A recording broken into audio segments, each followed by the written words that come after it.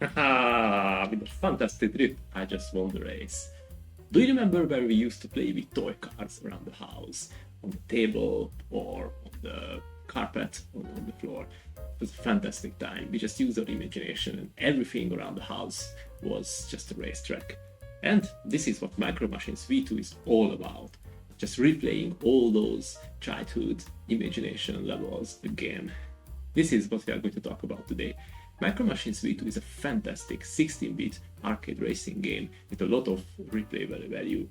It's a difficult, cruel, but still a very good game. So, without any further delay, let's get started. So, what is Micro Machines V2? It is a top-down arcade racer from the golden 16-bit era. I have to say that the game captured something really special. Those childhood moments when we were playing with little toy cars around. And the essence of these are the fantastic tracks. Race around the bathroom tub edge, on the beach, on a diner table, you name it. Just tiny cars, ridiculous locations and absolute chaos at 200 pixels per second. If the tracks were normal racetracks, the game would be just one of those arcade racing games which probably not many people would remember of. The main challenge mode includes 26 stages, but the full game has over 50 unique tracks. That's a huge amount of tracks, guys. I was genuinely surprised when I found out how many different tracks you can race in this game. So, add good controls and a large variety of cars with unique behavior, multiplayer options, and you have a nearly perfect game. But why am I saying that it's nearly perfect? Let's go into the details.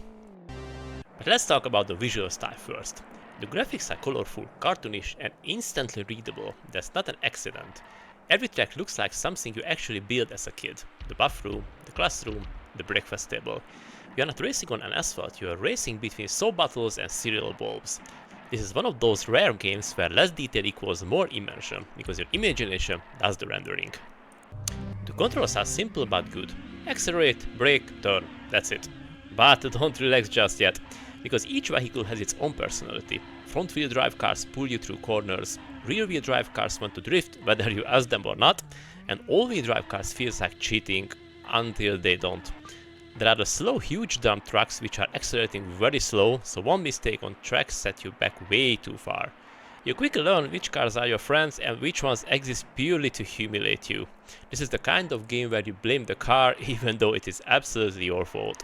What I love in Micro Machines 2 is that despite this is an arcade game, the behavior of the cars are real and adds another layer of fun and challenge to each track.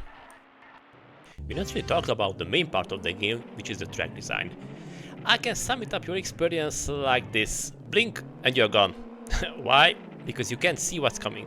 The camera is zoomed in tight, there is no minimap, so when a turn appears, you have to about half a second to react. Miss it? Congratulations, you are off screen and eliminated.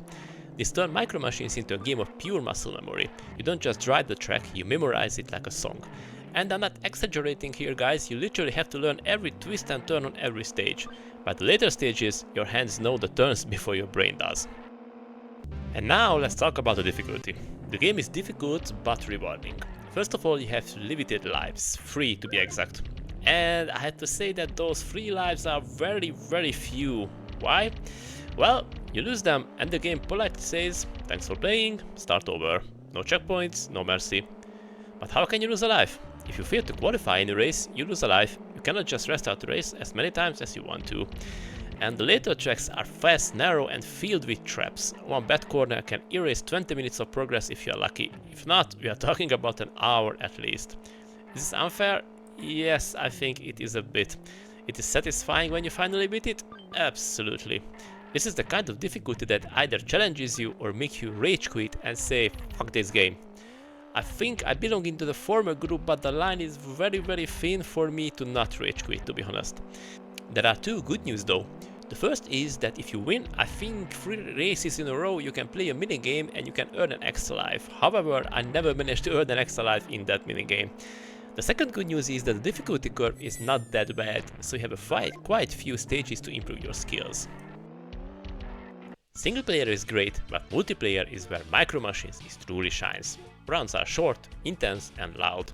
Someone always crashes, someone always laughs, and someone always claims that the controller is broken. It's one of those rare games where losing is still fun, because the chaos is the point. This is couch multiplayer as its purest. I had to say that this is the kind of game that I still want to play with my friends while having some beer and snacks while we are sitting on the floor at the front of an old CRT TV. The races are very fun. And when you just poke someone's car at the edge of the track and see your friend raging and cursing while you say, "Oh, sorry, it was an accident," these are fantastic gaming moments, folks. In my opinion, Micro Machines V2 still works today because it understands something very important. Games don't need realism to be immersive. They need clear rules, great controls, and personality. This game is fast, funny, challenging, and endlessly replayable, just like those toy cars we raced as kids. The fun was never in how real it was, but in how much imagination it sparked. And honestly, this never gets old. And of course, the main question of this video: should you play Micro Machines V2 today? Absolutely. This game isn't remembered because it was realistic. It's remembered because it understood something fundamental about games. Sometimes all you need is a great idea, perfect controls, and a world that sparks imagination. Just like those toy cars on the floor, the fun wasn't in what they were, but in what we believed they could be. And that's why Micro Machines V2 is still worth playing today.